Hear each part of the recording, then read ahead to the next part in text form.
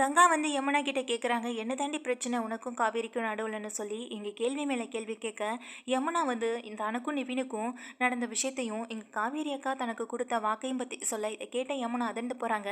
இங்கே கங்கா வந்து சொல்கிறாங்க, இந்த மாதிரி காவேரி பண்ணியிருக்கவே கூடாது, நீ நிவின் தான் வேணும்னு சொல்லி அவகிட்ட போய் நிற்கும்போது அவள் உனக்கு 4 அறை விட்டுருந்தா அதுதான் வந்துட்டு உனக்கு கொடுக்குற பதிலாக இறந்திருக்கும். அதை விட்டுட்டு அவள் உனக்கு சத்தியம் பண்ணி கொடுத்துருக்கால, முதல்ல அவள் வீட்டுக்கு வரட்டும், அவளுக்கு இருக்கு அப்படின்னு சொல்லி இங்கே கங்கா காவேரி மேலே கோவத்தோட இருக்காங்க. அதுக்கப்புறம் சொல்கிறாங்க, சரி என்னதான் பிரச்சனை, அதையாவது முழுசாக சொல்லு அப்படின்னு கேட்க, இங்கே யமுனா தயங்கி போய் உட்காந்துட்டு இருக்காங்க. இவ்வளோ தூரம் சொன்னதுக்கு பிறகு மீதி இருக்க விஷயத்த சொல்கிறதுக்கு எதுக்கு தயக்கப்படுறேன், அதையும் சொல்லிடு அப்படின்னு இங்கே கங்கா கோவப்பட, உடனே யமுனா சொல்கிறாங்க நடந்த விஷயத்த.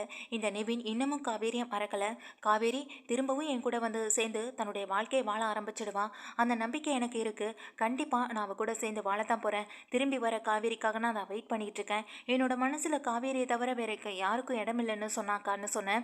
இதை கேட்ட உடனேயே இங்கே கங்கா பெயர் அதிர்ச்சி அடைகிறாங்க. என்னடி சொல்கிற, இங்கே காவேரி எப்படி திரும்ப அங்கே நிவின் கூட போய் சேர்ந்து வாழ முடியும், அதான் காவேரிக்கு கல்யாணம் ஆயிடுச்சுன்னு சொல்ல, அதே விஷயத்த தான்க்கா நானும் அவன்கிட்ட கேட்டேன், ஆனால் அவன் சொன்ன விஷயத்தை தான் திரும்ப சொல்கிறான். அப்படி இருக்க போய் தான் எனக்கும் இங்கே காவேரிக்கும் இடையில பிரச்சனை வந்தது. இன்ன வரைக்கும் காவேரி அக்கா கூட அந்த விஷயத்தை பற்றி என்கிட்ட பேசக்கூட இல்லை. அது உனக்கு தெரியுமாக்கா அப்படின்னு சொல்கிறாங்க. என்னடி சொல்கிற, அப்போது இங்கே காவேரி அப்படின்ற மாதிரி சொல்ல, எனக்கும் அதாக்கா புரியலை.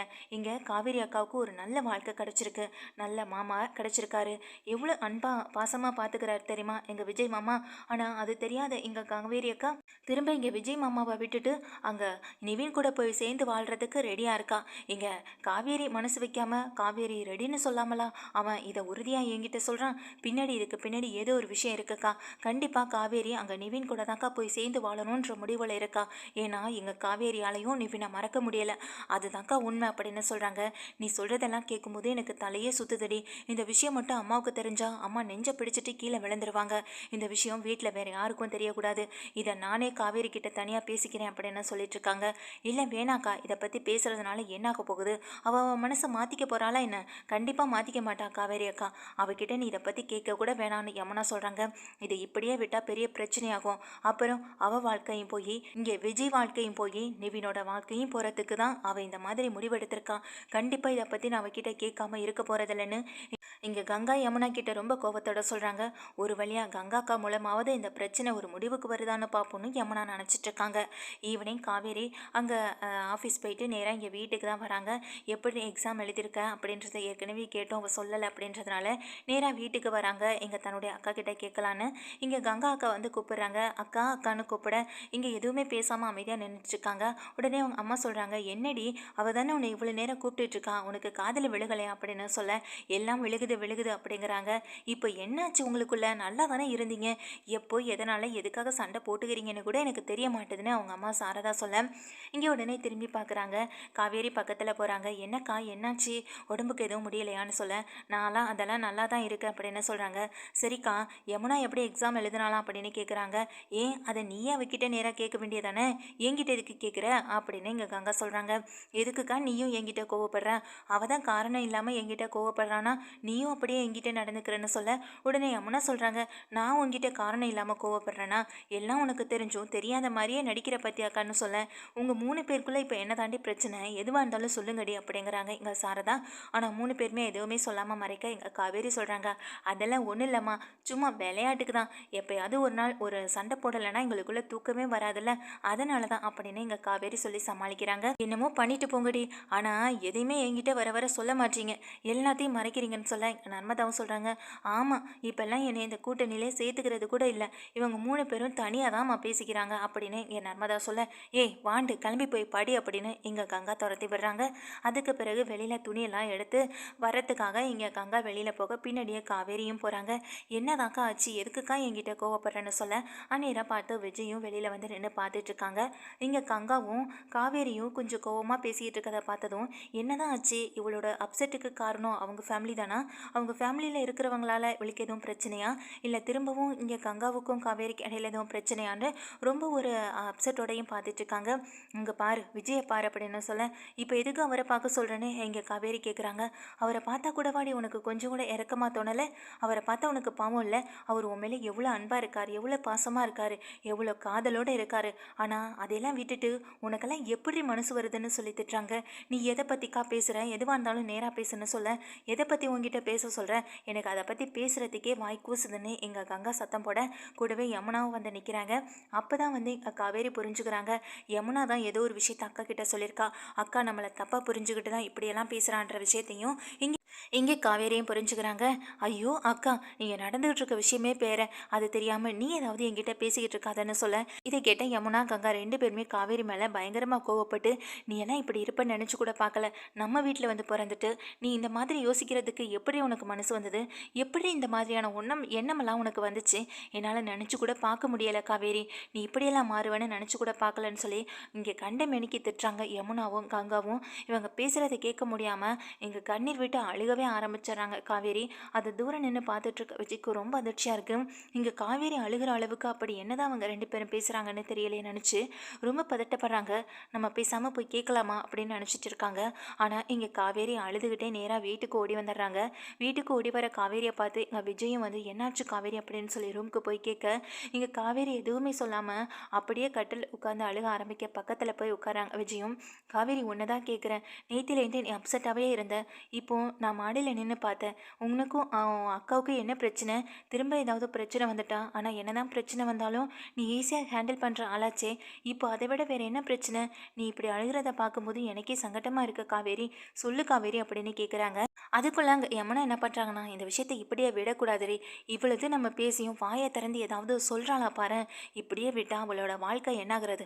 நம்ம அவளோட நல்லதுக்காக தானே பேசுகிறோம், அதை பற்றி அவள் கொஞ்சம் கூட கேர் எடுத்துக்க மாட்டான். பேசாமல் வாடி நேராக வீட்டில் போய் தாத்தாட்ட சொல்லலாம் விஷயத்தன்னு சொல்ல, அக்கா இதனால் பெரிய பிரச்சனை எதுவும் வந்துட போதுக்கான்னு சொல்ல, உனக்கு பயமா இருந்தா நீ இங்கேயே இரு, அம்மா கிட்ட மட்டும் இந்த விஷயத்த சொல்லிடாத, நான் அங்கே போயிட்டு வரேன் அப்படின்னு சொல்லிட்டு நேராக கிளம்பி யமுனா அங்கே போகிறாங்க. விஜய்னு சத்தம் போடுறாங்க. வீட்டில் இருக்க எல்லாருமே வெளியில் வர, எங்கே காவேரி அப்படின்னு சொல்லி கேட்குறாங்க. காவேரி மாடியில் இருக்காமா அப்படின்னு எங்கள் தாத்தா சொல்ல, என்னம்மா எதுவும் பிரச்சனையான்னு சொல்ல, இல்லை தாத்தா நான் போய் பார்த்துட்டு வரேன் அப்படின்னு சொல்லிட்டு இங்கே நேராக மேலே மாடிக்க விட்றாங்க. இதை பார்த்துட்டு இருந்த ராகினிக்கு ஒன்றுமே புரியலை. ஆமாம், இப்போ எதுக்கு இந்த கங்கா இவ்வளோ சத்தம் போடுறான்? காவேரி இப்போ தான் அங்கே இருந்துட்டு வந்தா, அதுக்குள்ளே என்ன அப்படின்ற மாதிரி யோசனையில் இருக்காங்க. மேலே நேராக மாடிக்கு போகிறாங்க. அதுக்குள்ளே இங்கே விஜயும் காவேரியும் ரூமில் உட்காந்துருக்காங்க. அப்போ வாசலில் வந்து நிற்கிற கங்காவை பார்த்த உடனே வாங்க அப்படின்னு சொல்லிட்டு இங்கே விஜய் கூப்பிட்றாங்க. உள்ளே வர விஜயை பார்த்துட்டு கங்கா சொல்கிறாங்க, இவன் மனசில் என்ன நினச்சிட்டு இருக்கா அப்படின்னு சொல்லி கேட்க, என்ன தாங்க ஆச்சு, என்ன பிரச்சனைன்னு அவகிட்ட கேட்டால் அவளும் சொல்ல மாட்டான், நீங்களாவது சொல்லுங்க அப்படின்னு சொல்ல, ஆமாம் அவள் எப்படி வாயை திறந்து சொல்லுவா? நான் கேட்குற கேள்விக்கு பதிலே அவள் வாயிலேருந்து வரமாட்டுது, இப்போ மட்டும் நான் கேட்டால் உண்மையை சொல்லிட போகிறாளா என்ன அப்படின்னு வந்துட்டு கங்கா கோவப்படுறாங்க. அதில் என்ன ஆச்சுன்னு என்கிட்ட விஷயத்த சொல்லுங்க, நான் என்ன ஏதுன்னு நான் காவேரிகிட்ட கேட்குறேன்னு விஜய் சொல்ல, அதுக்கு பிறகு இங்கே விஷயத்த சொல்ல வராங்க. அதுக்குள்ளே இங்கே காவேரி தடுக்க, நீ கொஞ்சம் அமைதியாக இரு காவேரி அப்படின்னு இங்கே அதட்டுறாங்க விஜயும். உடனே இங்கே விஜய் பேசின உடனே அப்படியே பயந்து போய் அப்படியே ஒடுங்கி நிற்கிறாங்க காவேரி. உடனே இங்கே கங்கா சொல்கிறாங்க, இவ பண்ண விஷயத்துக்கு நான் இதை எப்படி உங்ககிட்ட சொல்கிறதுன்னு தெரியல, ஒரு ஹஸ்பண்டாக உங்களால் இதை எப்படி ஏற்றுக்க முடியும்னு எனக்கு தெரியலைன்னு சொல்ல, நீங்கள் எதுவாக இருந்தாலும் சொல்லுங்கள், அதை நான் பார்த்துக்கிறேன்னு சொல்ல, இங்கே வந்து கங்கா சொல்கிறாங்க, காவேரி உங்கள் கூட சந்தோஷமாக கடைசி வரையும் வாழணும் அப்படின்ற ஒரு எண்ணம் தான் எங்களுக்குள்ளே ஓடிட்டுருக்கு. இந்த விஷயம் இப்போ வரைக்கும் என் குடும்பத்துக்கு தெரிஞ்சா பின்னால் இது எவ்வளோ பெரிய பிரச்சனையாகும், ஏன் உங்கள் குடும்பத்தில் உள்ளவங்களுக்கு தெரிஞ்சா இது எவ்வளோ பெரிய பிரச்சனையாகும், அதனால தான் தனியாக பார்த்து பேசிட்டு போகலான்னு வந்தேன்னு சொல்கிறாங்க. இங்கே வந்து சொல்கிறாங்க, அதுக்கு பிறகு இங்கே காவேரியுடைய மனசில் நிவின் தான் இருக்கான் போல், நிவின் கூட திரும்பவும் சேர்ந்து வாழ்கிறதுக்கான ஐடியாவில் இருந்துட்டுருக்கான்னு சொல்லி இங்கே யமுனா சொன்ன விஷயங்கள் எல்லாத்தையுமே சொல்கிறாங்க. இதை கேட்ட விஜய் ஆடி போய் நிற்கிறாங்க. நானும் நிவினும் பேசிக்கிட்ட இந்த விஷயம் எப்படி யமுனாவுக்கு தெரிஞ்சதுன்ற ஒரு சந்தேகத்தில் இருக்க, அதுக்குள்ளே இங்கே கங்கா சொல்கிறாங்க, யமுனா இங்கே நிவினை ரொம்ப ரொம்ப ரொம்ப லவ் பண்ணிட்டு இருந்தா போல, அதான் இவ நிவினையும் யமுனாவையும் சேர்த்து வைக்கிறேன்னு சொல்லி சத்தியம் வேற பண்ணி கொடுத்துருக்கா. அந்த வாக்கை நிறைவேற்றலைன்ற கோபத்தில் இங்கே யமுனா இருக்கிறப்ப தான் நிவின் வந்து விஷயத்த சொல்லியிருக்காரு. என்னால் காவேரியை மறக்க முடியல, காவேரி திரும்ப என் கூட வந்து சேர்ந்து வாழுவா அப்படின்ற விஷயத்த சொல்லியிருக்காரு. எதனால் ஏன் அந்த விஷயத்த சொன்னாருன்றது யாருக்குமே தெரியல. ஆனால் காவேரி நிச்சயமாக வருவான்னு சொல்லியிருக்காருனா காவேரிக்கு இது தெரியாமல் இருக்கும். காவேரியோடைய மனசுலையும் இன்னமும் அந்த எண்ணம் தானே ஓடிட்டுருக்கு. ஏண்டி உனக்குன்னு ஒரு நல்ல வாழ்க்கை கிடச்சிருக்கு, அந்த வாழ்க்கையில் எங்கள் விஜய் கூட சந்தோஷமாக வாழ்கிறத விட்டுட்டு திரும்பவும் அவனை தேடி போகிறேன்னு சொல்லி நினச்சிட்டு இருக்கேன். இது எந்த விதத்தில் நியாயம்? பாரு, அவர் எவ்வளோ மனசு சங்கடப்பட்டு நிற்கிறாரு. அவர் முகத்தை பாரு. உன்னுடைய வாழ்க்கையை கெடுக்கணுங்கிறதுக்காக நான் இந்த விஷயத்த சொல்லலை. நீ நல்லா வாழணுன்றதுக்காக தான் இந்த விஷயத்த சொல்கிறேன். தயவு செஞ்சு காவேரியை நீங்கள் தப்பாக நினச்சிக்காதீங்க. காவேரி ரொம்ப நல்ல பொண்ணு விஜய். அதனால் அவள் மனசில் இந்த மாதிரி எண்ணம்லாம் வரத்துக்கு நிவின் தான் காரணம். அவனை முதல்ல பிடிச்சி அவன்கிட்ட கேள்வி கேளுங்க. கண்டிப்பாக உங்கள் வாழ்க்கையில் அவன் குறுக்கவே வரமாட்டான் அப்படின்னு சொல்கிறாங்க. இதை கேட்ட எங்கள் விஜய் ஆடி போய் நின்றுட்டுருக்காங்க. இங்கே பாருடி, திரும்பவும் சொல்கிறேன், இதுக்கப்புறம் இந்த நிவின் பின்னாடி நீ போனதை பார்த்தேன்னு சொல்ல இங்கே அப்படியே வந்துட்டு ஆடி போய் நிற்கிறாங்க. அப்போ எல்லாருமே காவேரியை இந்த மாதிரி தப்பாக பேசுகிறதுக்கு நம்ம தான் காரணமாக, நம்ம தான் இந்த மாதிரியான ஒரு வார்த்தையை வர வைக்கிறதுக்கு காரணமாயிட்டோம் நினச்சி அப்படியே பதட்டப்பட்டு நின்றுட்டே இருக்காங்க. விஜய், என்னை மன்னிச்சிருங்க. உங்கள் வாழ்க்கையில் உங்களுடைய தனிப்பட்ட விஷயத்தில் தலையிடுறது தப்பு தான். ஆனால் இது காவேரியுடைய வாழ்க்கை இருக்கே. காவேரி தப்பு பண்ணால் அது உங்களையும் பாதிக்குள்ள, அதுக்காக தான் அப்படின்ற மாதிரி சொல்ல இதை கேட்ட எங்கள் விஜயை வந்து, என்ன விஜய் இப்படியே நின்றுட்டுருக்கீங்க? நான் இவ்வளோது சொல்லிட்டுருக்கேன், எதுவுமே பேச மாட்டீங்க. இதுக்கப்புறம் இதை பற்றி யோசிக்காதீங்க. காவேரி கூட சந்தோஷமாக வாழ்கிறதுக்கான வழியை பாருங்கன்னு சொல்ல இங்கே காவேரி அழுதுகிட்டே நிற்கிறாங்க. காவேரி அழுகிறத பார்க்க முடியாமல் தாங்க முடியாமல் நிற்கிற விஜய், எதுக்காக காவேரியை திட்டிங்க? பண்ணின தவறுகள் எல்லாத்தையும் நான் தானே பண்ணேன்னு சொல்ல இதை கேட்ட கங்காவே ஆடி போகிறாங்க. கங்காவுக்கு என்ன விஷயம் எதுன்னு ஒன்றுமே புரியலை. என்ன நடந்ததுன்றது கூட தெரியல. மேலே ஏதோ சத்தம் கேட்குதே நினச்சிட்டு அப்போ தான் தாத்தாவும் மேலே வராங்க. மேலே வந்த தாத்தா இங்கே நடந்த விஷயம் எல்லாத்தையுமே கேட்டுறாங்க. இப்போ காவேரியுடைய மனசில் விஜய் இருக்கானா இல்லையா, இதை எப்படி நம்ம தெரிஞ்சுக்கிறது அப்படின்னு இங்கே தாத்தாவும் யோசிக்கிறாங்க. மொத்த விஷயத்தையுமே இங்கே கங்கா கிட்ட சொல்கிறாங்க. இதை கேட்ட காவேரியாலேயே தாங்கிக்க முடியலை. இப்போ எதுக்காக இந்த விஷயத்த சொல்கிறீங்கன்னு சொல்லி காவேரி வந்து தடுக்க பார்க்க, நீ ஒரு நிமிஷம் இரு, அவர் சொல்ல வந்ததை சொல்லட்டும்னு சொல்லிட்டு முழு விவரத்தையுமே கேட்டு தெரிஞ்சுக்கிறாங்க கங்கா. இது கேட்ட கங்கா நேராக இங்கே விஜயோட சட்டையை வந்து பிடிக்கிறாங்க. என்ன நினச்சிட்டு இருக்கீங்க உங்கள் மனசில்?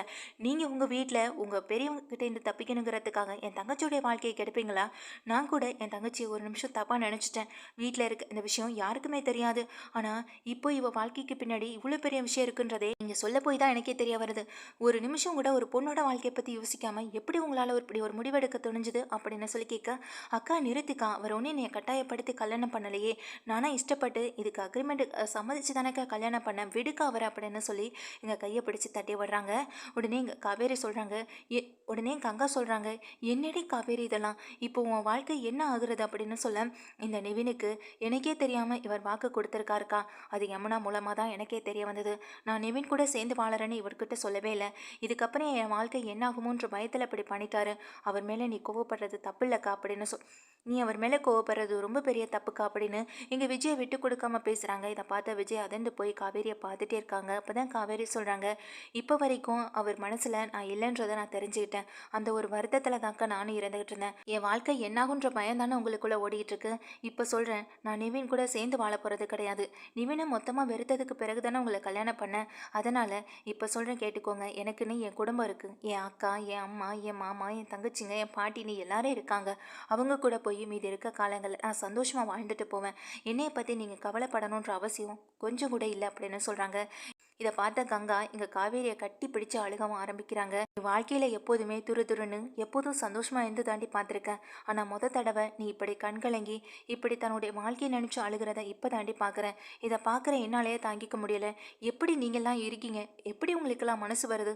பணக்காரங்கன்றதுனால என்ன வேணாலும் பண்ணுவீங்களான்னு சொல்லி திரும்பவும் கேள்வி கேட்க ஆரம்பிக்க திரும்பவும் காவேரி தான் தடுக்கிறாங்க. அக்கா, நான் சொல்கிறத கேளுக்கா, அவரை திட்டாதக்கா, எனக்கு கஷ்டமாக இருக்குன்னு சொல்ல இதை பார்த்த இங்கே விஜய் அப்படியே அதிர்ச்சியில் உறைஞ்சி போய் நிற்கிறாங்க. இதுக்கப்புறம் இந்த வீட்டில் நீ எதுக்கடி ஒரு நிமிஷம் கூட இங்கே இருக்கணும்? பேசாமல் கிளம்பி வா, உனக்குன்னு ஒரு நல்ல வாழ்க்கையை நானும் உன் மாமாவும் அமைச்சு தரோம் அப்படின்னு சொல்ல இதை கேட்ட காவேரி சொல்கிறாங்க, எனக்குன்னு இருந்தது ஒரு வாழ்க்கை. அந்த ஒரு வாழ்க்கை எப்போ முடியணும்னு இருக்கோ அது அப்போ முடியட்டும்க்கா. ஆனால் அதுக்கப்புறம் இன்னொரு வாழ்க்கையை பற்றின ஒரு கனவோ இல்லை ஆசையோ எனக்கு இல்லவே இல்லை. எங்கள் விஜயோட மனசில் நான் இல்லாமல் இருக்கலாம். ஆனால் என் மனசில் இப்போ முழுக்க முழுக்க நிரம்பி இருக்கிறது விஜய் மட்டும்தான், நிவின் கிடையாது. இதை யமுனா புரிஞ்சுக்கிட்டாலும் நீ புரிஞ்சுக்கிட்டாலும் அதுவே எனக்கு போதுக்கா. என்னை தப்பாக நினைக்காம இருங்க, அதுதான் எனக்கு வேணும் அப்படின்னு சொல்கிறாங்க. இப்போ கேளுங்க விஜய், இப்போ கேட்டுக்கோங்க. இங்கே காவேரி உங்களை பணத்துக்காக கல்யாணம் பண்ணிக்கிட்டா நீங்கள் நினச்சிட்டு இருக்கலாம். ஆனால் அப்படி ஒரு சுச்சுவேஷனில் இருந்தாலும் இங்கே வந்ததுக்கு பிறகு உங்களை பற்றி புரிஞ்சுக்கிட்டு உங்கள் மேலே அன்பு பாசம் எல்லாத்தையும் உண்மையாக தானே காட்ட ஆரம்பித்தா. நீங்கள் ஏன் இன்னமும் அதை புரிஞ்சுக்காமல் இருக்கீங்க? அதுதான் எனக்கு புரியவே இல்லைன்னு இங்கே கங்கா விஜய்கிட்ட கேட்க விஜய்க்கு எதுவுமே பேச முடியலை. தயங்கி போய் நின்றுட்டு இருக்கேன். தாத்தாவும் இதுக்கு ஏதாவது ஒரு முடிவு கிடைக்குதான்னு பார்ப்போம், இந்த கங்கா மூலமாவது ஒரு முடிவு கிடைச்சிதுன்னா அது வரைக்கும் சந்தோஷம் தான் நினச்சிட்டு வெளியில் நின்று கேட்டுகிட்டே இருக்காங்க. பாட்டியும் வராங்க. வர்ற பாட்டியை எதுவுமே பேச விடாமல் தடுத்து நிறுத்த அமைதியாக 2 பேரும் பேசிக்கிட்டு இருக்காங்க. அப்போ தான் எங்கள் காவேரி சொல்கிறாங்க, இங்கே பாருங்கள் விஜய், உங்களுடைய பணக்கார திமிரை நீங்கள் எங்கள் காவேரி கிட்ட காட்டிட்டீங்க. ஆனால் இதுக்கப்புறம் காவேரியுடைய வாழ்க்கையில் யாருமே இல்லைன்ற மாதிரியெல்லாம் இல்லை. காவேரிக்கு நாங்கள் இருக்கோம். அவளுக்குன்னு ஒரு நல்ல வாழ்க்கையை நாங்கள் அமைச்சு கொடுப்போம். அந்த நிவின் கூட இல்லைனாலும் வேறு ஏதாவது ஒரு நல்ல பையனை பார்த்து எங்களுக்கு காவேரியை கல்யாணம் பண்ணி கொடுக்க தெரியும் அப்படின்னு சொல்கிறாங்க. இது கேட்ட விஜய் உடனே சொல்கிறாங்க, என்னுடைய காவேரியை எப்படி நான் வேற யாருக்கும் விட்டு கொடுப்பேன்? என்னுடைய காவேரி எனக்கு மட்டும்தான். நீங்கள் கோவப்படுறது நியாயம்தான், என்னை திட்டுறது நியாயம்தான், எல்லாமே நியாயம்தான். ஆனால் அதுக்காக என் காவேரியை நான் வேற யாருக்கும் விட்டு கொடுக்கவும் மாட்டேன். அதுக்காக இன்னொருத்தவங்க கூட அந்த வாழ்க்கையை நான் பங்கு போடவும் விட மாட்டேன்.